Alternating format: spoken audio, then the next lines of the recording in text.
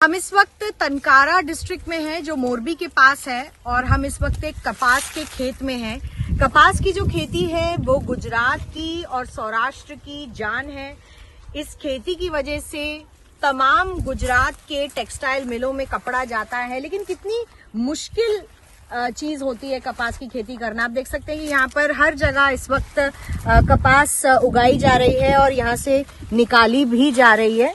हालांकि अब थोड़ा सा देर भी हो गया है कपास निकालने में, तो यहाँ पर हम देख रहे हैं कि दिवाली भी खत्म हो गई है, लेकिन इसके बावजूद यहाँ पर कपास उगी हुई हमें दिखाई दे रही है। तो क्या है जो मुद्दे हैं लोगों के, क्या है कपास के किसानों के मुद्दे, इसको लेकर हम बात करेंगे। यहाँ पर किसान जो यहाँ पर हैं, रमेश भाई आप बताइए कि कपास की खेती में किसान किस तरीके से काम करता है और कितना अहम है कपास के किसानों को सरकार से मदद मिलना, क्या मदद मिल पा रही है किसी तरीके की? वैसे तो कोई ऐसी खास मदद नहीं मिल रही है सरकार से, लेकिन जो बीमा कंपनियां थी वो आई थी मार्केट में 2016 में प्रधानमंत्री फसल बीमा योजना में। धीरे धीरे करके 4 साल में 18 कंपनियां आई, खानगी कंपनियां। उसको पता था कि इसमें मलाई है, लेकिन किसान को जो मिल नहीं रहा था, खाली कंपनियां ही मुनाफा ऐंठ रही थी, तो बहुत ज्यादा विरोध हुआ, बहुत रोष हुआ। फिर कुछ ऐसी सिस्टम लगाई सरकार ने कि भाई इतना मुआवजा आपको देना पड़ेगा। तो कोई कंपनी ये 2 साल से नहीं आई मार्केट में, कोई टेंडर नहीं भरा और कोई सरकार की तरफ से ये बीमा का कोई प्रावधान नहीं हुआ, मतलब प्रीमियम भी नहीं लिया जा रहा है। 55% इंश्योरेंस का वो प्रीमियम ले रहे थे। आप सोच सकते हैं 55% मतलब 1 लाख के हिसाब से 55 लाख रुपया जब प्रीमियम लेते हैं, फिर भी देने की उसकी दानत नीयत नहीं रहती है। तो वो सब कंपनियों को सरकार ने बंद कर दिया कि भाई आप दे ही नहीं सकते, तो आप मार्केट में हमारे साथ जुड़िए ही मत। फिर प्रधानमंत्री फसल बीमा योजना, मुख्यमंत्री किसान सहाय योजना आई। मुख्यमंत्री किसान सहाय योजना, बड़ी बड़ी बातें हुई थी कि इस तरह का नुकसान होगा तो हम भरपाई करेंगे, उस तरह का नुकसान होगा तो भरपाई करेंगे, लेकिन ये सब आंकड़े की बातें हैं। बड़ी बड़ी बातें चुनाव में, घोषणा पत्र में और बजट में बनती है। हकीकत में जो भी है वो जमीन पर ये है कि जब हवामान चेंज होता है, क्लाइमेट चेंज होता है, कुछ बड़ी तादाद में रोग आ जाता है, तो जो नुकसान होता है तो उसकी कोई भरपाई नहीं करता है। ये 2500 रुपये से कम में 1 रुपया किसान को नहीं परवड़ता। तो सरकार की तरफ से जो तमाम वायदे किए जाते हैं किसानों के लिए, बिजली के दाम बढ़ चुके हैं, फर्टिलाइजर के दाम बढ़ चुके हैं, खेती में भी ज्यादा उपज नहीं हो पाती है, तो किस तरीके की मदद सरकार की तरफ से मिल पाती है? बिजली किसान को सस्ती मिलती है, यह हम मानते हैं। सही बात है, बिजली किसान को सस्ती मिलती है, लेकिन बिजली इतनी कंटिन्यू नहीं मिलती है। 8 घंटे दिन को, 8 घंटे रात को मिलती है। रात को 1 बजे आए, 1:30 बजे आए, 3 बजे आए, ठंड की रुत हो, गर्मी की हो, ये सांप वगैरह का डर हो, फिर भी हर घंटे एक बार उसमें डिस्टर्ब होता है। हर घंटे एक बार बिजली कटती है, चाहे 2 सेकंड के लिए या 2 मिनट के लिए, लेकिन वो बहुत बड़ी तकलीफ की बात है कि 10 घंटे या 8 घंटे की बिजली में 10 से 12 बार बिजली की कटौती होती है।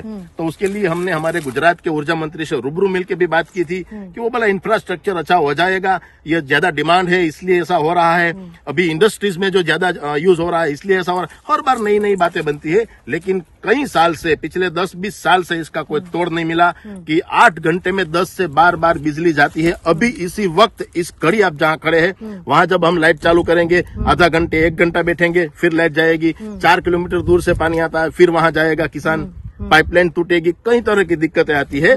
तो पानी तो वो हमारे खेत तक पहुंचा नहीं सकता, लेकिन जो बिजली आई है उसमें भी संतोषकारक रूप से वो सर्विस नहीं दे सकते हैं। और भी लोगों से बात करते हैं। सर अपना नाम बताइए। हंसराज भाई। हंसराज भाई, ये बताइए कि यहाँ पर कपास का अभी भी खेत लगा हुआ है, इसमें से कई तो अभी भी बंद है, खुले नहीं है। वो भी टाइम लगेगा उसको खुलने के। 15-20 दिन। 15-20 दिन और लगेगा। हाँ। तो फिर आपकी जो अगली बुआई है वो कैसे होगी? नहीं होगी, कुछ नहीं होगी। नहीं होगी, ये खुलेगा, बाद में निकल जाएगा ना, तो 15-20 दिन तो लगेगा।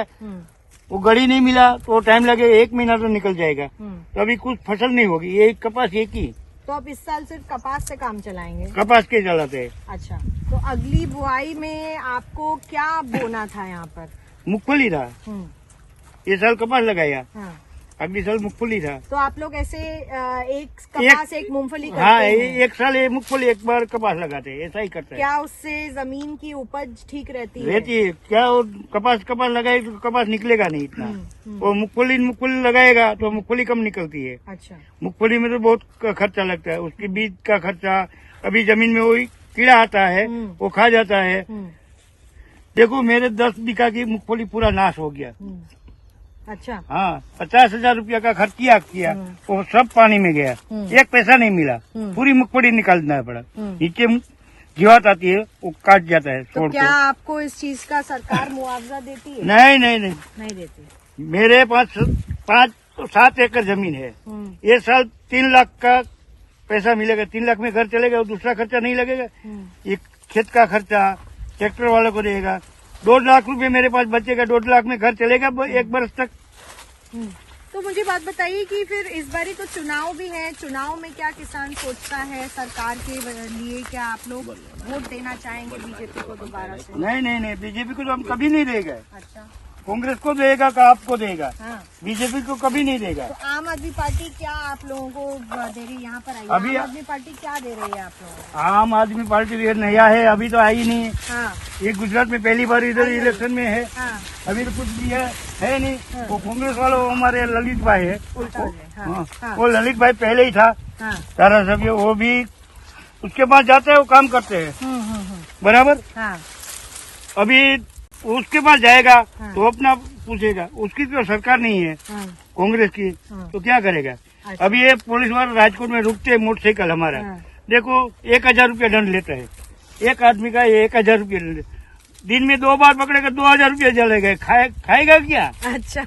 वो भ्रष्टाचार ही करते हैं पुलिस वाला साला। अच्छा, ये भी होता है। हाँ, बहुत। अच्छा, तो आप भी यहाँ आइए, मुझे बताइए कि क्या इस बारी बीजेपी के खिलाफ गुस्सा है? आप लोग यहाँ पर ज्यादा कौन से समुदाय के लोग रहते हैं और क्या बीजेपी के खिलाफ इस बारी भी गुस्सा है लोगों में, किसानों में चुनाव के वक्त? चुनाव के वक्त भारी तादाद में गुस्सा है। नोटबंदी जब हुई, डिमोनेटाइजेशन, तब किसान को सबसे ज्यादा मार पड़ी थी। सरकार के एग्रीकल्चर डिपार्टमेंट जो है उसने आंकड़े भी बताए कि इतना हमारा एक्सपोर्ट कम हो गया, इतना मार्केट से खरीदारी कम हो गई, इतनी चीजों के बिना किसान को अपनी फसल बोने में, काटने में, ले जाने में दिक्कत हुई। मतलब बहुत भारी नुकसान किसान को हुआ। ये सरकारी आंकड़े है, सरकार का डिपार्टमेंट कहता है कि एग्रीकल्चरल को ये नोटबंदी के से बहुत नुकसान हुआ। तो लोगों को ये नोटबंदी है, ये जो जीएसटी के बड़े बड़े स्लैब है, ये है। और शहर में जब गांव का लड़का कोई भी जाता है ना, कोई भी बंदा, तो वो दूर से ट्रैफिक पुलिस जान जाती है कि गांव से आया है। चलो, उसको लंपी स्किन डिसीज जो आई थी उसके हिसाब से कहीं पशु मरे हैं। सरकार ने बात की थी कि हम इतना मुआवजा देंगे, लेकिन आज तक किसी को कुछ नहीं हुआ है। 500 करोड़ रुपया सरकार पिछले कई साल से बोल रही है कि गाय के निभाव के लिए हर दिन का 30 रुपया हम देंगे, लेकिन वो भी नहीं दिया है किसी को। इसलिए भी कई बार हमने सरकार से रजूआत की है कि भी बोला था कि बजट में 500 करोड़ रुपया अलग से दिया गया है। और स्किन डिसीज में भी कहीं लोग, कहीं गाय, कहीं बैल मरे हैं, तो उसके हिसाब से वो भी उसको बहुत भारी नुकसान हुआ है। और अभी जो मार्केट में आप देख रहे हैं कि जो गाय है, बैल है, जिसकी जोड़ी थी बैल की वो भी टूट गई है। यही भाई है जिसके 2 बैल थे। हाँ, आप बताइए, आपको लंपी स्किन डिजीज से क्या नुकसान हुआ? 2 बैल मर गया बराबर। डॉक्टर सरकारी आता है, वो विजिट पूरी लेते हैं, तो सरकारी डॉक्टर को क्या फायदा? वो सरकार डॉक्टर है, वो विजिट तो 500 रुपया लेते हैं, दवाई का वो खर्चा। क्या आपको लंपी स्किन डिजीज का वैक्सीन मिला था? नहीं, तो डॉक्टर को बुलाया, बाद में आया तो पैसा लिया, फुकट में कोई नहीं देते। वैक्सीन मिला? वैक्सीन तो नहीं, वो दूसरी दवा दिया था डॉक्टर ने। अच्छा, गोट पॉक्स का वैक्सीन? हाँ, वो इंजेक्शन लगा के गया था। जो LSD का वैक्सीन नहीं मिला?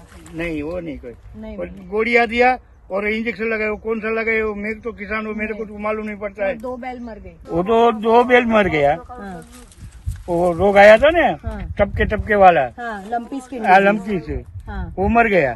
उसके दवाई का किया था, वो तो भी मर गया, खर्चा तो किया। आपको दवाई मिली नहीं? वैक्सीन थी उसकी, गोट पॉक्स की जो वैक्सीन? कुछ भी नहीं देते है। जो कौन आते है? बकरी को देते हैं वही दिया था? कोई सरकारी डॉक्टर आया ही नहीं।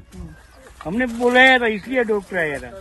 हमने फोन करके डॉक्टर को बुलाया और सरकार का डॉक्टर कोई नहीं आता है। 2 बैल के मरने से कितना नुकसान है आपकी खेती को? अरे बहुत नुकसान है ये साल। 50,000 का तो बेलू होता नहीं, वो दोनों तो मर गया। अब क्या लेगा, अभी पैसा नहीं लिया है और ट्रैक्टर वाला को बोलते चला दे, क्या करेगा। तो आखिर में इस बार चुनाव में क्या किसान सोच रहा है सरकार के बारे में? क्या वो भाजपा को वोट देगी, कांग्रेस को या आम आदमी पार्टी को? किसान खेत में हर साल फसल बदलता रहता है, उससे उपज बढ़ती है। इस बार यहाँ कपास बोया, 3-4 साल कपास बोएगा ना तो जमीन उसको माफक नहीं आती है। फिर गेहूं, वहाँ मूंगफली है, वहाँ तुअर है, वहाँ दिवेला है। ये अपना निजी मामला हमें पता है। वैसे ही हम चाहते हैं कि सरकारें 10 साल, मैक्सिमम 10 साल के बाद बदलनी चाहिए, तभी उसकी अक्ल ठिकाने पे आएगी। इतने साल तक हमने सर पे चढ़ा रखा है तो सबके लिए भारी पड़ा है ये।